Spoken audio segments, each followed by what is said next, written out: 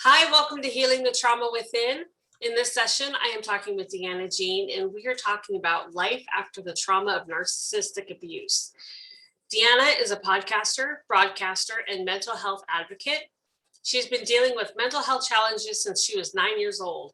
She grew up in an abusive household by her mother and is an adoptee and trauma survivor. She has a podcast called The Deanna Jean Show, which is a mental health podcast, and another one called Dare to Dream podcast, or D2D podcast. And that one is about trauma and mental health in more areas of daily living. Deanna, welcome. Thank you for having me. Well, I'm excited to have you here. So let's talk about narcissism. What a great topic to end the note on. All right. So let's start off with, can you tell us a little bit about what narcissism really is? Narcissism or narcissistic abuse is when a person is emotionally and mentally abusing another child, the parent, or the victim that is intended in this situation. Okay.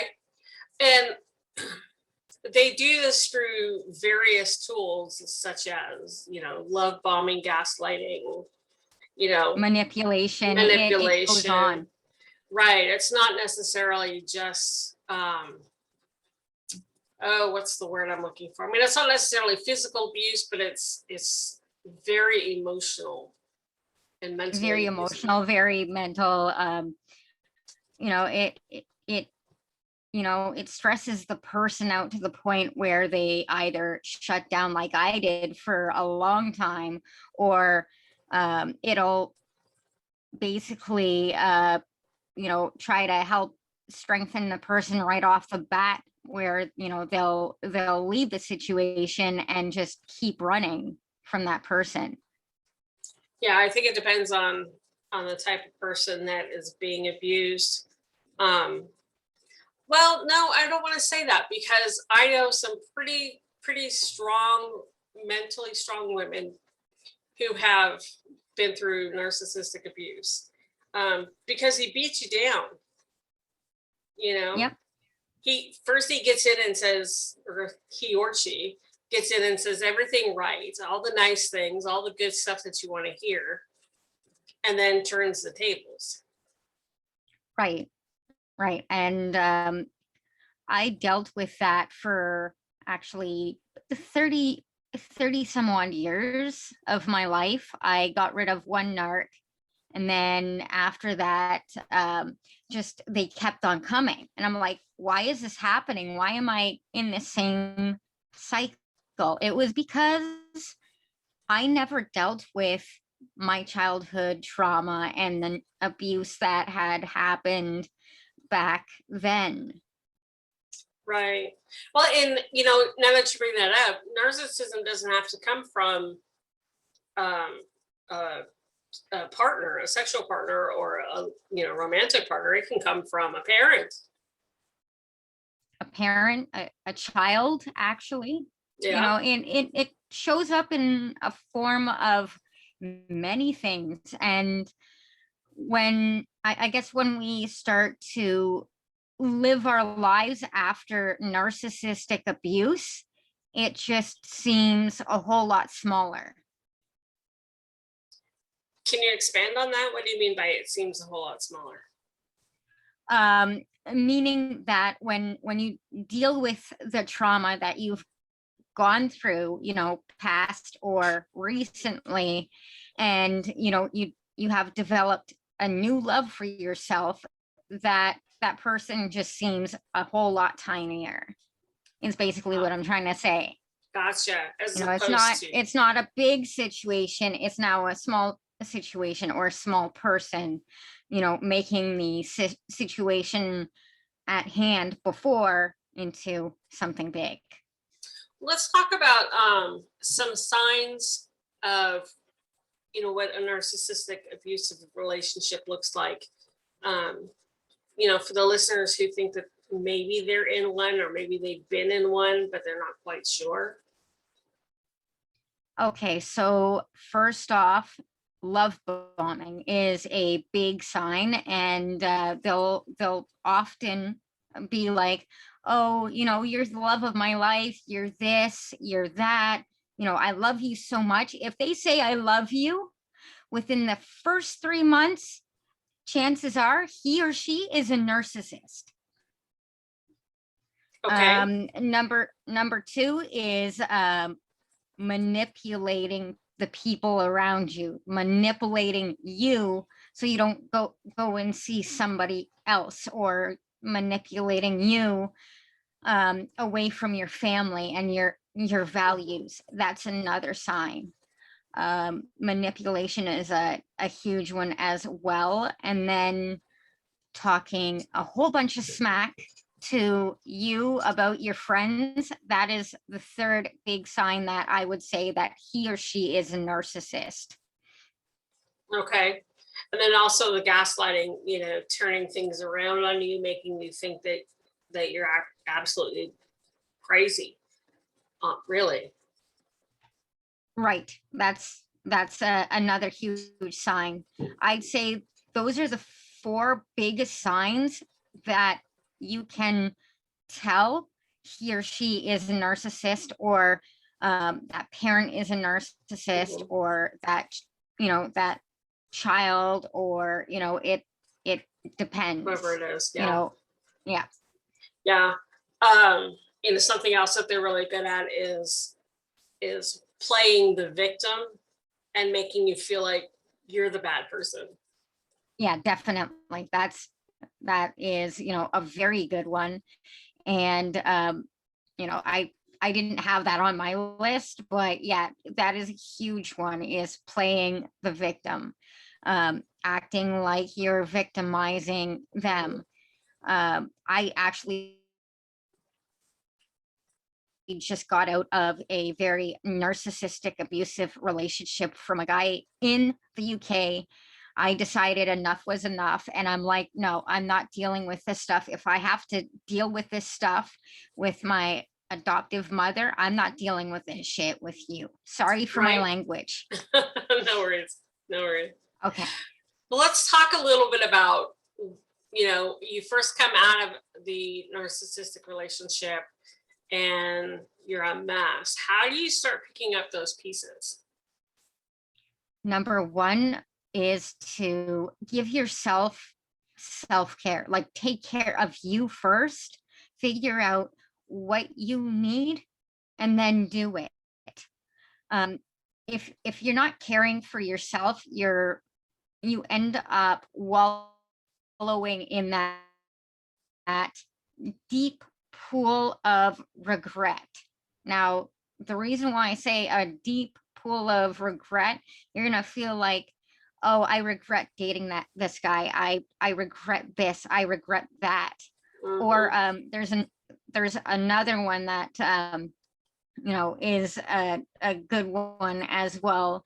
The deep dark pool of negative self-image, and often feeling like you did it, but otherwise you did not do it. It's not your fault. And self-love actually helps soothe the soul. One of the self-love tips that I've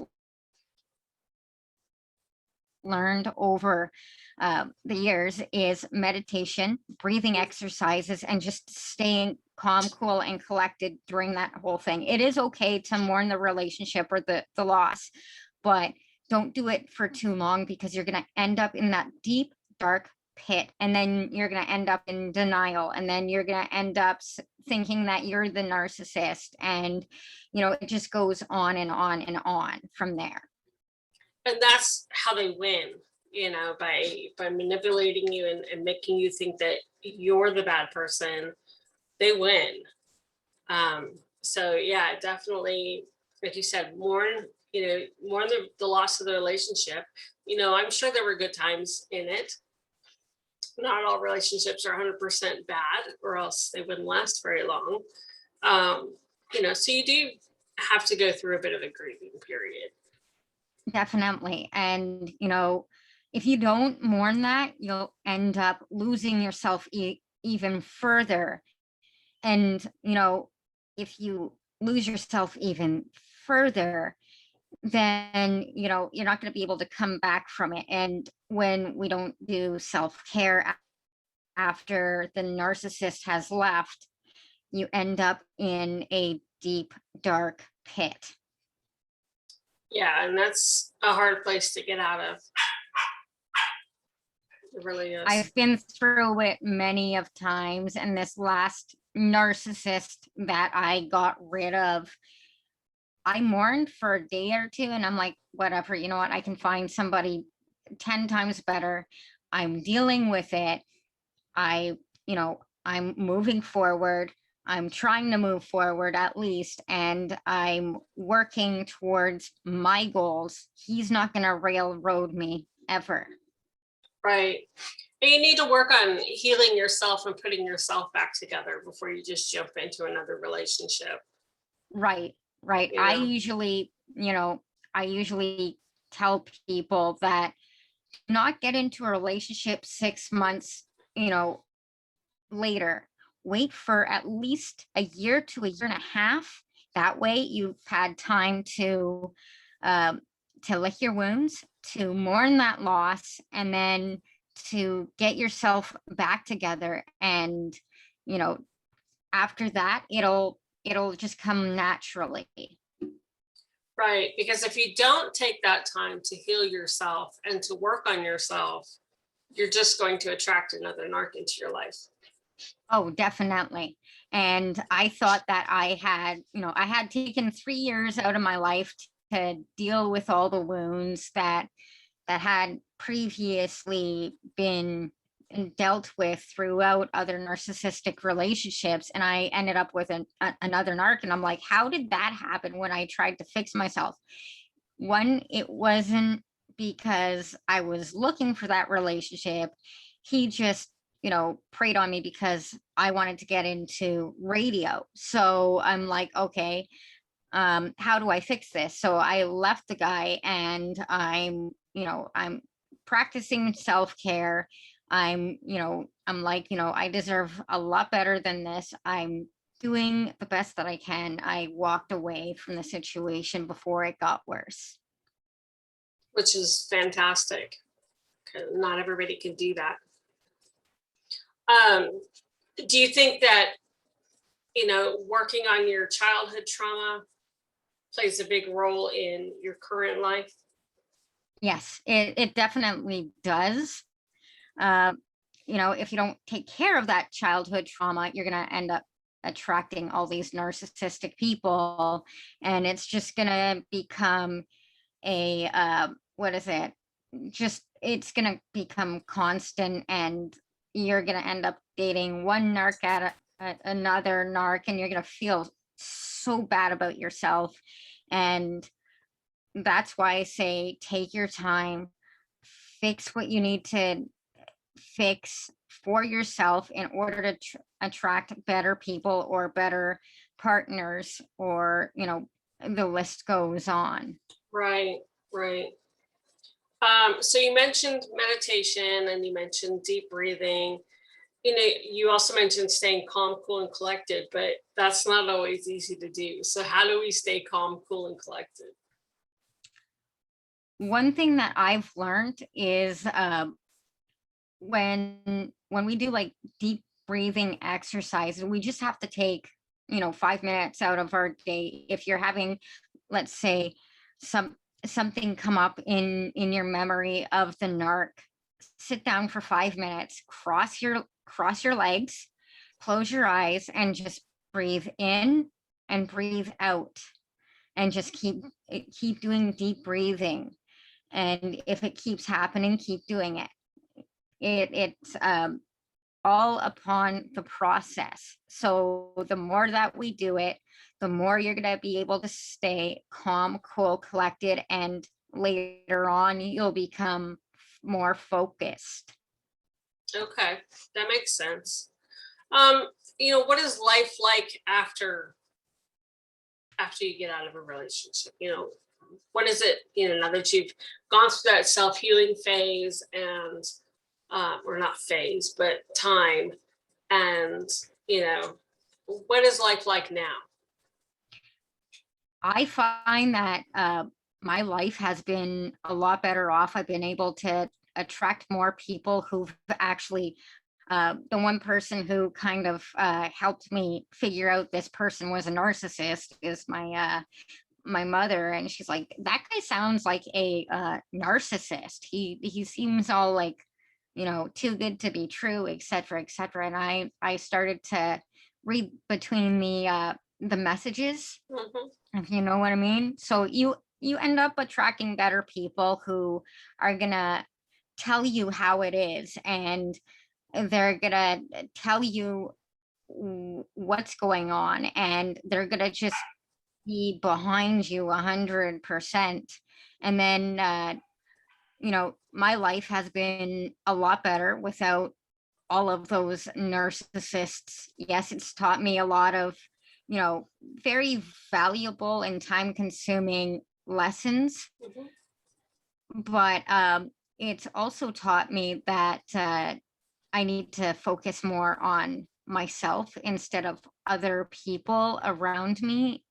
um, I need to focus on how I am, in regards to, the eating disorder. I've managed to reverse all of the negative thoughts from the eating disorder, and I've been able to eat properly, and I'm starting to gain weight. So basically it takes a whole lot of negative BS away and out of your life. And when you deal with that, every like recovery becomes easier. Nice. Nice. I'm so glad that you were able to take control of the eating disorder. That's awesome. I know it's not easy at all. It isn't. When you have mental health concerns, I'm gonna say this, and you had a really bad childhood, and then you ended up dating one narcissistic boyfriend after another, and you start healing from those. I find that mental health becomes easier to deal with. Yeah, I could see that. The stronger you get mentally, the the easier it is to overcome the challenges that life throws your way. Definitely, definitely. And if anyone in your audience has an eating disorder and is dealing with this past trauma, it does get easier. It really does get easier if you put your mind to it, drop the narcissist, and just, walk away and do what you need to do to get better and to heal, so you can heal yourself in the long run. And, the more healing you do, the easier it'll become. Right. Well, Deanna, thank you so much for coming on and talking with me today. This has been great. Thank you. And thank you for having me. It's my pleasure. Listeners, thank you for joining us, and we'll talk to you in another session.